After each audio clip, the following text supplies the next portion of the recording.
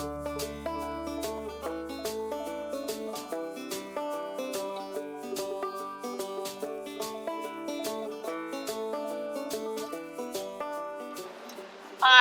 my name is Chris Stoddard. A lot of you know me. I'm a Dare Extension Master Gardener. I've been trying to think of ways about how do you make composting presentation exciting and interesting. I haven't found it yet, but there are some gardeners that really are into creating their own compost. And then there are others who think it's just a chore, time-consuming. I was one of the latter. I didn't think, much of composting. I thought it was a lot of work and time-consuming, for waiting so many days to get it. But as a master gardener, I decided, okay, let's give it a try. 28% of the waste in landfill is comprised of food waste and yard debris. If we could reuse that food waste and lawn debris, would not only reduce the landfill, but we're using an organic material that we can break down, that will break down and decompose and create nutrients that we put back into the soil. A lot of farmers and gardeners call this black gold. In our sandy soil, yes, it grows, it helps our plants, gives it nutrients and everything. One thing that is very, very important, it helps the water holding capacity in our sandy soil. And I found that is very, very necessary here for the Outer Banks. You walk through a forest, even here in the Arboretum, you see the top layer. What is it? All leaves and twigs. But if you would start digging down, say about 2 to 3 inches, you end up with some really, really fine, dark soil. Okay? And this is great to put in your garden or in your flower garden. So composting, decomposing has been going on throughout the ages. Master gardeners have just sped it up in composting. There are 2 kinds of composting. Cold composting. And this is where you have an open area and you just throw yard debris, even some food waste if you want, and put it in an area away from the home and just keep adding to it every year. About 2 years ago, I started moving it a little bit more. And my goodness, I had some very, very rich compost under there that I raked out and used in my vegetable garden, and it's done marvelously. The hot composting, that's a different type of composting where you need to use a bin. Now we're going to walk over to the compost area after this presentation, and yes, you can get compost in 4 to 5 weeks. But when I say hot composting, I mean that the center of the pile starts getting warm, sometimes even hot. It can reach 120 to 140 degrees in the center. And this helps the bacteria and the microorganisms and the insects break down the material. And if the problem with it is that you have to consider it has to stay moist, because those bacteria and microorganisms need moisture, and it also has to be turned frequently because they need oxygen. They need oxygen so that they can break down this material. So it does take a little more effort, and it does cost a little bit more as well. It takes up some time. No matter what kind of composting you do, location is very important. If you have an open pile, it should be at least 6 feet away from the home, any structure really, because what You got termites and ants and things like that. So you don't want them close to the home. But you also want it close to a water source if at all possible, just in case. That's why you want to situate it in a shady area. So now, let's get to what can you compost. Do not compost glossy paper. Of course, elastic bands, you do not compost. Dog fur, compost. Of course, plastic bags, no.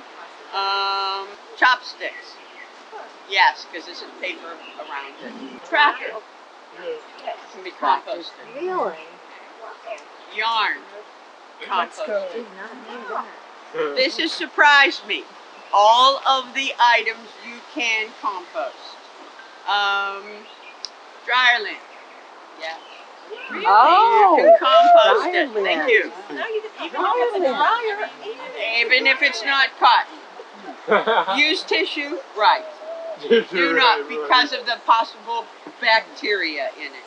You gotta, and of course, any type of meat product, dairy product, the cheese and everything, it creates a foul odor. And then invites the critters that I don't want. You know. Okay, now, dryer sheets. There are 2 brands of dryer sheets. I know Method is one of them, and I can't remember the other one, that are biodegradable. But you've got to look at the package and see if it says biodegradable on the package. But this one is not. It's just one of the cheapo regular ones. Okay? And you know cigarette butts and all that. You're absolutely right. Okay. Now, and you were right about the Keurig. Now, there are some pods now that are coming up with complete biodegradable cups and everything that you just toss in. But this, you would have to take the cover off of it and dump the grounds. Now, where's my lime? Okay. Lime. This is biodegradable. But guess what? This should have been in the middle. Get that sticker off. That sticker is not biodegradable, okay? I was totally surprised about the organic material that can be composted. You know, the papers and things like that and plastic bottles can be recycled, but we can't compost them. Let's talk about these organic materials. They are characterized as browns and greens. The browns are the carbon-rich soils or sources that, you know, give energy and absorb excess moisture and give stability to the compost pile, and that it's really great. While the greens are the protein nitrogen-rich sources, which again gives energy to the pop and gives the bacteria and the microorganisms the moisture they need. Dryer lint is brown. You're right. Yeah, I'd use napkins brown, shredded paper, the bamboo sticks, crackers are brown. Dog fur. I think dog fur is green. Coffee with grounds, yes, we know that. Houseplant leaves, green. Dead flower blossoms, green. The lime without the label, of course, is green. Dried herbs, green. Which, you know, I was thinking anything dry. And tea leaves, green. Use a 1-to-1. 1 part green to 1 part brown. It works. You know, why go through all the hassle of measuring? My 2 parts of brown to 1 part of green. So it's just very interesting. I like that. And so this is my composter right outside my kitchen door. You can use this directly into your garden if you want. All right, it's already starting to break down, and if you rake it in and put it around the plants, not directly on them, you're giving plants a boost of nitrogen and micronutrients. Some master gardeners, what they do with their food waste, they put it in plastic bags, put it in their freezer. Keep on adding to it and adding to it and adding to it. Then some of them will thaw it out and make a slushy. They'll put the slushy around the plants as a boost of nutrients and micronutrients.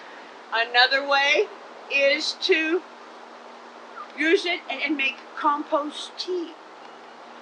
You know, if you live in an apartment or a condo and you don't have any place to really compost, that's an easy way of doing it, making a compost tea. You would put it either in cheesecloth, the food waste with maybe some shredded paper, put it in a bucket, about 2 to 3 gallon bucket of water in a shady area and let it sit for 48 hours. You have a fortified water compost tea that you can put around your plants and use. Then this one I'm going to try this year. It's in-ground composting. In the fall, after you've gotten rid of all your flowers or your vegetables, what you do is dig a trench, and you put paper down at the bottom of the trench, either shredded paper or just regular paper. Put your food waste and other maybe carbons down on it, then put the soil back over it. You let it sit all winter. By the time spring comes around, it will have decomposed enough that you could use it as either mulch or compost. Little simple things to make life easier, to reduce that landfill, all right?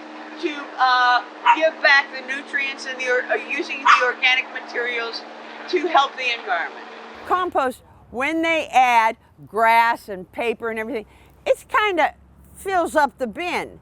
But as it decomposes, it's going to shrink to almost half the size that it was originally, right?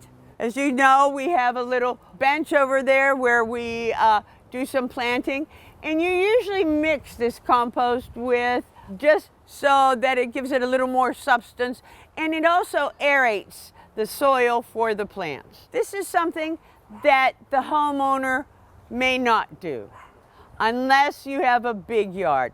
It's 3 bins. This is costly, it takes time, and it takes effort. Can you just pile the stuff in there and let it sit? Yes, you can do that. And it'll take about 1 to 3 years for it to decompose. It all depends on what you use in there, how often you do it. The more you toss it and aerate it, the faster it's going to decompose.